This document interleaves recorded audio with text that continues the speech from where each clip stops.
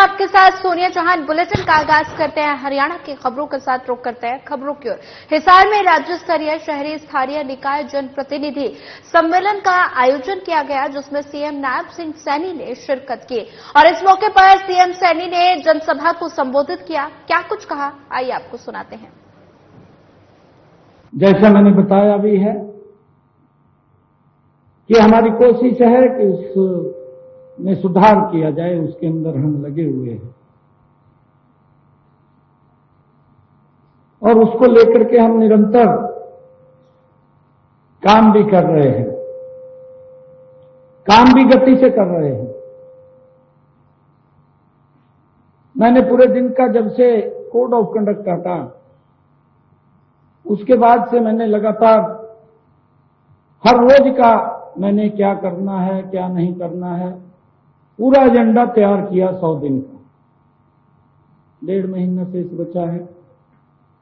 उस बीच के अंदर मैंने आप लोगों को, चेयरमैनों को भी बुलाया, मैं लगातार बात करता रहा, आपसे पूछते भी रहे क्या क्या दिक्कतें हैं, क्या क्या समस्याएं हैं, और हमारी सोच थी कि इसमें सुधार किया जाए, कोई दिक्कत समस्या न रहे। उसको लेकर के हम लगातार काम कर रहे हैं। होता है कई बार जब व्यक्ति काम कर रहा है, काम करते करते कुछ समय भी लगता है, कुछ पॉलिसी मैटर्स होते हैं और कुछ हमने और भी जो जानकारी कलेक्ट करनी होती है, वो सारा का सारा उसमें समय लगता है। और भी कई कार्यक्रम होते हैं, कहीं कोई कार्यक्रम चल रहा है, कहीं कोई बैठक आ गई है। तो हम आदरणीय सुभाष सुधा जी ने, अधिकारियों से भी हमने बात की और बात करने के बाद हमने कहा कि सभी पार्षदों से एक बार बैठा जाए। अलग अलग पार्षद भी हमसे मिल रहे थे, बातचीत कर रहे थे। कुछ समस्याएं थी, उन समस्याओं के बारे में भी लेकर के हम निरंतर बातचीत करते रहे कि जिन लोगों के बही खाते खराब हैं वो आजकल निकल के कहा साहब दो गई,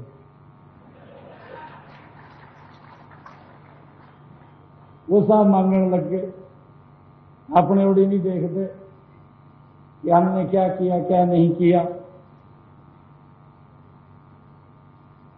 जनता ने हिसाब दे दिया, क्योंकि बड़ा प्रयास कराया, बताने के लिए कुछ नहीं था। जब बताने के लिए कुछ नहीं होता तो फिर झूठ का सहारा लेते हैं, और झूठ होता है भी चलो भाई तीर लग गया तो ठीक है, और नहीं तो चल ही रहा जिस तरह चल रहा। फतेहाबाद में बीजेपी की प्रगति रैली का आयोजन हुआ, जिसमें सीएम नायब सिंह सैनी ने शिरकत की और इस मौके पर सीएम सैनी ने जनसभा को संबोधित किया। उन्होंने कार्यक्रम में आरंभ में विकास परियोजनाओं का उद्घाटन और शिलान्यास किया। उन्होंने कहा कि बीजेपी ने प्रदेश में विकास किया है और इसके साथ ही उन्होंने विपक्ष पर जमकर निशाना साधा। उन्होंने कहा कि विरोधी दल हमारे 10 सालों का हिसाब मांग रहे हैं और पहले कांग्रेस अपने कार्यकाल का हिसाब दे। कांग्रेस कमीशन मोड में काम करती है। मैं ये बताना चाहता हूं कि आज इस फतेहाबाद की सरदारी के बीच में जो लोग हमारा हिसाब मांगने के लिए वो घूम रहे हैं, जिनके बही खाते खराब हैं, जिन्होंने भ्रष्टाचार को जन्म दिया, जिन्होंने भाई भतीजावाद को जन्म दिया और भाइयों लोगों को उनकी हालात के ऊपर छोड़ने का काम किया है। मुझे खुशी है कि मैं आज इस जिला के विकास कार्यों के जो काम चल रहे हैं और जो काम हुए हैं उनकी चर्चा आप लोगों के बीच में करूंगा। मैं उन लोगों को भी, कांग्रेस के लोगों को भी मैं ये कहना चाहता हूं, वो भी अपने 10 वर्ष के कार्यकाल का जनता को हिसाब देने का काम करे कि हमारी 10 वर्ष के कार्यकाल में क्या क्या काम हुए हैं। मैं भी फतेहाबाद जिला के यहां विधानसभा के अंदर आया हूं, मैं भी पूरा हिसाब लेकर के आया हूं। मैं ये बताना चाहता हूं कि 10 वर्षों में हमारी सरकार ने क्या क्या काम यहां पर किए हैं। भाइयों, मुझे खुशी है कि फतेहाबाद में एक मेडिकल कॉलेज खोलने का हमारा लक्ष्य है और इस दिशा में बड़ी गति से शिरोमणि श्री गुरु रविदास जी राजकीय मेडिकल कॉलेज यहां पर खोला जा रहा है, उसके लिए गति से काम चल रहा है। मुझे इस बात की बड़ी खुशी है। हर जिले में भाइयों 200 बेड का एक अस्पताल खोलना भी हमारा लक्ष्य है, ताकि किसी को भी इलाज के लिए दूर न जाना पड़े। इसी दिशा में सेक्टर 9 में यहां फतेहाबाद में 45 करोड़ रुपए की लागत से 200 बेड के अस्पताल का भाइयों निर्माण यहां पर कार्य चल रहा है। टोहाना के अंदर भी अगर हम देखें 138 करोड़ रुपए की लागत से 100 बेड का 7 मंजिला अस्पताल का निर्माण भी यहां पर गति से भाइयों इस फतेहाबाद जिला में चल रहा है। आप सब जानते हैं फतेहाबाद का बस अड्डा आबादी वाले क्षेत्र में आ जाने से भारी भीड़ रहती थी, इससे यातायात जाम रहता था, समस्याएं पैदा होती थी। वह बस अड्डा भी छोटा था, परंतु हमने जिला मुख्यालय के ऊपर जिस प्रकार का बस स्टैंड की आवश्यकता है वो आवश्यकता होनी चाहिए, और इसलिए हमने यहां पर शहर में पार्किंग की समस्या को देखते हुए 8 करोड़ रुपए की लागत से बहुउद्देशीय पार्किंग स्थल भी यहां पर बनाया है। टोहाना में भी नए बस अड्डे का निर्माण हो चुका है। अगली खबर दिल्ली से है, जहां बीजेपी के वरिष्ठ नेता कुलदीप बिश्नोई ने प्रधानमंत्री नरेंद्र मोदी से मुलाकात की और इस दौरान पीएम मोदी से बिश्नोई के पूरे परिवार ने भेंट की और इस बैठक के दौरान हरियाणा के कई मुद्दों पर खुलकर विचार विमर्श किया गया। रेणुका बिश्नोई विधायक भव्य बिश्नोई की धर्मपत्नी भी साथ में मौजूद रही।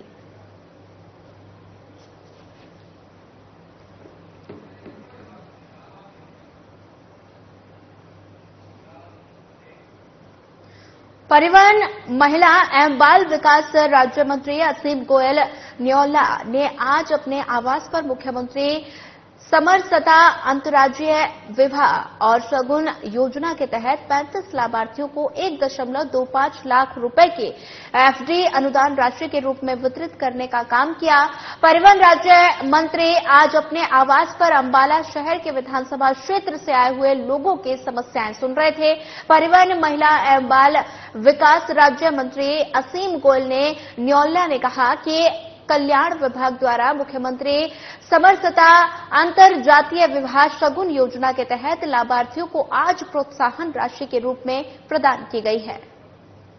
तो एक इंटरकास्ट मैरिज के नाते सरकार ने एक प्रोत्साहन राशि दी है। ऐसे लगभग 35 जोड़े यहाँ थे, उनको आज जो है वो सरकार की अनुदान राशि जो है देने का काम किया है।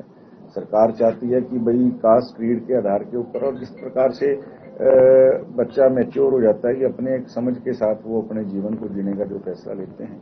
सर, ये मुख्यमंत्री सामाजिक समरसता अंतरजातीय विवाह शगुन योजना के तहत हमें 2.5 लाख का शगुन जो था वो सरकार की तरफ से मिला है, जिसमें 1,25,000 की जो राशि थी वो हमारे अकाउंट्स में आई थी, जो कि हमने नगद यूज किया है, और 1,25,000 की जो थी वो एफडी मिली थी, और जो एफडी आज हमें विधायक असीम गोयल जी की तरफ से आज हमें दी गई है।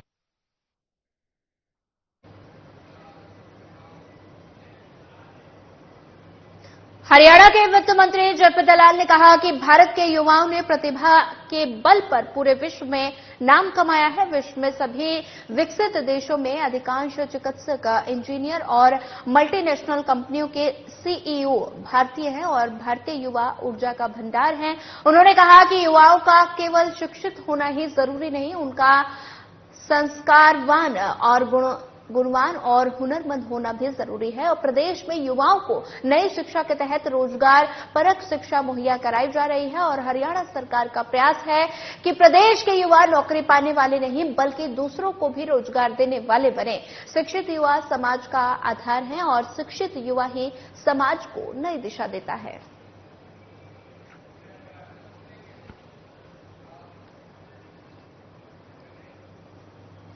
घरोंडा के गांव पुंडरी के सरकारी स्कूल में मिड डे मील का खाना खाने से 10 बच्चे बीमार पड़ गए, जिससे बच्चों के अभिभावकों और प्रशासन में हड़कंप मच गया और सभी बच्चों को पानीपत के सरकारी अस्पताल में भर्ती कराया गया। प्रशासन ने मौके पर पहुंचकर जांच शुरू कर दी, तो वहीं अभिभावक इसके लिए अध्यापक पर लापरवाही बरतने का आरोप लगा रहे हैं।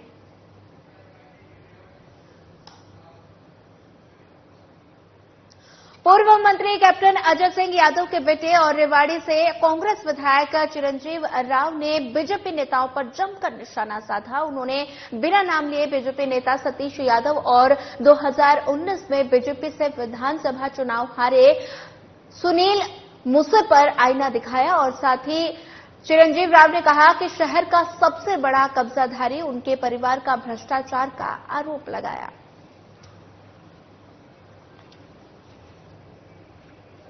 हम तो पब्लिक सर्विस में आज से नहीं है। मेरे दादा 3 बार विधायक रहे, मेरे पिता विधायक रहे। अगर हमने कुछ गलत किया है, कितने साल इनको आज सत्ता में हो गया, आज इनको 10 साल हो गए, उसके बाद भी अगर कोई कार्रवाई नहीं हो रही तो हमने गलत कुछ किया ही नहीं, तभी तो नहीं हो रही। आपने कुछ गलत किया होगा तो आप डरोगे। मैं डर नहीं रहा क्योंकि मैंने कुछ गलत किया नहीं, इन्होंने गलत किया है, तभी तो बीजेपी में जाकर चुप रहे। ये सारे नेता जो बीजेपी में घुस रहे हैं, ये क्यों घुस रहे हैं? इनके गलत तरह के सारे काम है। मैं क्या इनके ऊपर आरोप लगाऊं? सारा शहर इनके बारे में जानता है। इनको अवैध कब्जे करने हैं, इनको लोगों की संपत्ति के ऊपर हथियानी है। ये लोग बीजेपी में सारे घुसे हुए हैं। इनको ये पता है कि आज हमारा समय, हम बीजेपी से छुप के अपनी राजनीति चमका लें, वो राजनीति अपनी चमका रहे हैं। इनको कोई चुनाव लड़ने से और जनता।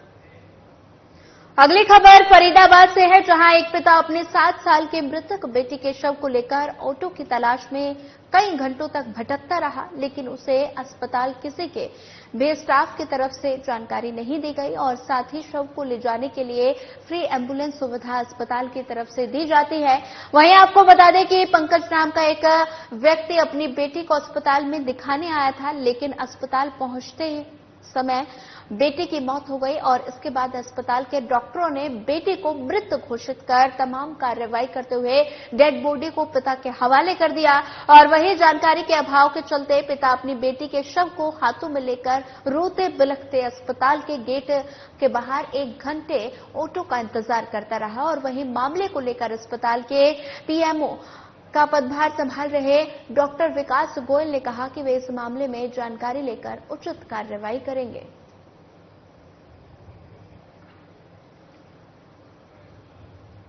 नाम क्या आपका? नाम आपका? इस बच्चे का नाम क्या है? लड़की है ये? क्या हुआ था इसको? कब लेकर आए थे?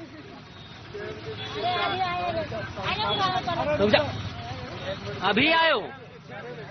6 बजे इलाज हुआ था यहाँ पर?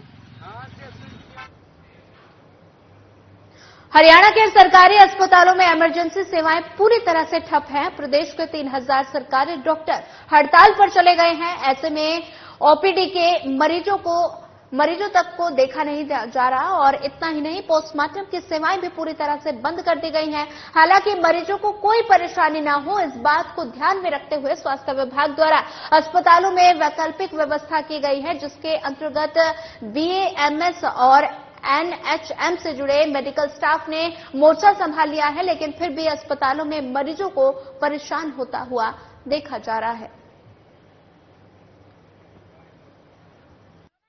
हमारी मुख्य 3 मांगे हैं। पहले हमारी मुख्य मांग है 7200 नर्सिस अलाउंस, जो कि हमारी स्टाफ दिन रात वार्डों में ड्यूटी करती है, हमें कोई इसके बारे में कोई अलाउंस नहीं मिलता। दूसरी हमारी मुख्य मांग है हमें ग्रुप सी से ग्रुप बी में लाया जाए।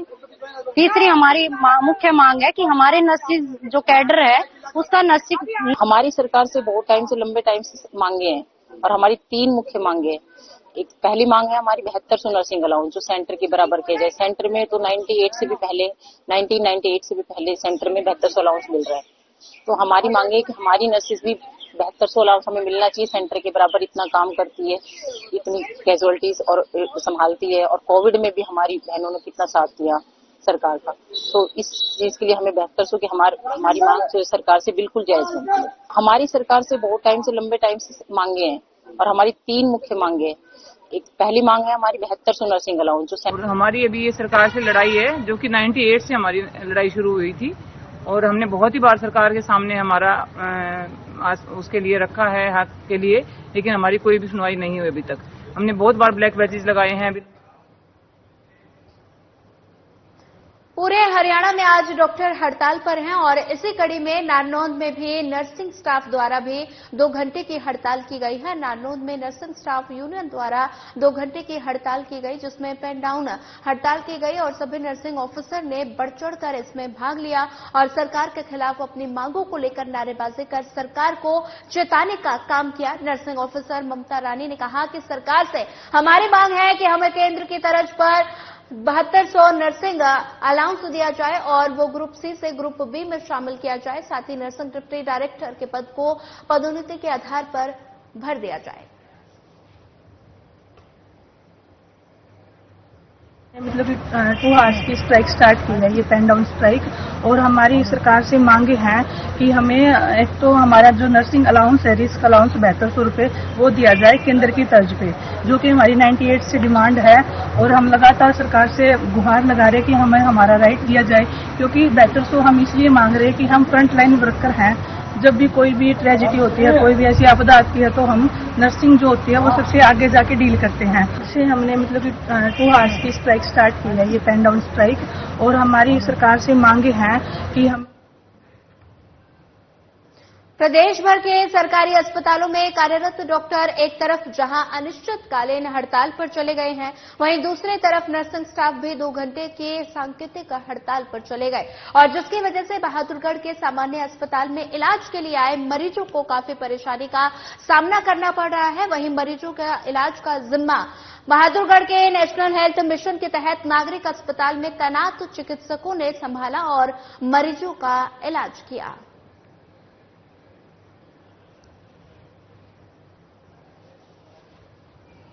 चाहती हूँ कि आज से दिनांक 25 जुलाई से हमारा पूरा जिला जो है अनिश्चितकालीन हड़ताल पर जा रहा है और इस सब पे जाने के लिए हमें सरकार ही मजबूर कर रही है। और क्योंकि सरकार के पास हमारी जो कुछ डिमांड्स हैं जो कि पिछले 2-2.5 साल से पेंडिंग चल रही हैं और 6 महीने पहले भी दिसंबर माह में हम लोगों ने स्ट्राइक की थी, तो सरकार ने ये कह के उठा दिया था कि आपकी सारी डिमांड जो है वो जायज हैं और इनको टाइम बाउंड तरीके से पूरा किया जाएगा। हमने सरकार पर विश्वास किया, लेकिन 6 महीने का इंतजार करने के बाद भी एक भी डिमांड पे कोई नोटिफिकेशन। हरियाणा प्रदेश के 3000 सरकारी डॉक्टर हड़ताल पर हैं। प्रदेश के सभी सरकारी अस्पतालों में ओपीडी बंद है और डॉक्टर मरीज की जांच नहीं कर रहे, केवल आपात सेवा ही बहाल रखेंगे और साथ ही इमरजेंसी ट्रामा सेंटर और पोस्टमार्टम रूम की सेवाएं जारी हैं। जी राव, कहाँ से आए हो? बटेड़ी से।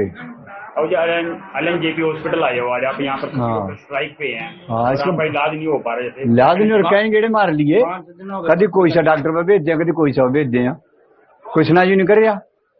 तो आज तो डॉक्टर स्ट्राइक पे हैं, सारी कुर्सियां खाली पड़ी हैं। हाँ, कोई कड़ी भी कोई डॉक्टर नहीं पाता है, तो आपको परेशानी का सामना नहीं करना पड़ रहा। हाँ, परेशान हो रहे, हम दुखी हो रहे हैं, काम छोड़ छोड़। भाई 5 दिन से पर्ची कट रही है, मैंने कोई नहीं मिल रहा है यहाँ। और क्या दिक्कत है आपको? मैंने ये ओठ का ऑपरेशन कराना। डॉक्टर नहीं दिखे आपको? मिले? डॉक्टरों नहीं मिले मैंने। तो क्या कह रहे हैं, क्यों नहीं मिल रहे? आज कुरुक्षेत्र के 70 डॉक्टर एससी में सभी स्ट्राइक पर हैं। उसमें मेन कारण ये है कि जो हमारी सरकार से सहमति बनी थी पिछली मीटिंग के अंदर, उस मीटिंग के हिसाब से सरकार ने अभी तक नोटिफिकेशन नहीं की है। उसमें हमने सरकार से 4 13 पेज भी मांगी थी, जिसके लिए सरकार ने सहमति दी थी। जो पीजी के लिए बॉन्ड है वो 40 लाख डिप्लोमा के लिए और डिग्री के लिए 50 लाख करने की सहमति हो गई थी, उसकी भी नोटिफिकेशन नहीं की है। और 150 डॉक्टरों की प्रमोशन करने के लिए कहा गया था और उसके लिए वन टाइम परमिशन उन्होंने सीएम साहब से लेनी थी, वो भी नोटिफिकेशन।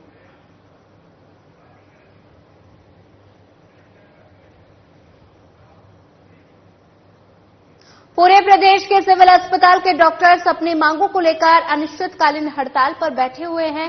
ओपीडी सेवाएं के साथ साथ इमरजेंसी सेवाएं भी बाधित हो गई हैं और जिसके चलते मरीजों को भारी परेशानियों का सामना करना पड़ रहा है और काफी दूर दूर से किराया लगाकर आए मरीज बिना इलाज के वापस जा रहे हैं। वहीं डॉक्टर्स का कहना है कि जब तक हमारी मांगे सरकार नहीं मानती तब तक हड़ताल जारी रहेगी। वहीं आपको बता दें कि कुछ दिन पहले भी अपनी मांगों को लेकर डॉक्टर्स ने 2 घंटों की पेन डाउन स्ट्राइक के थे।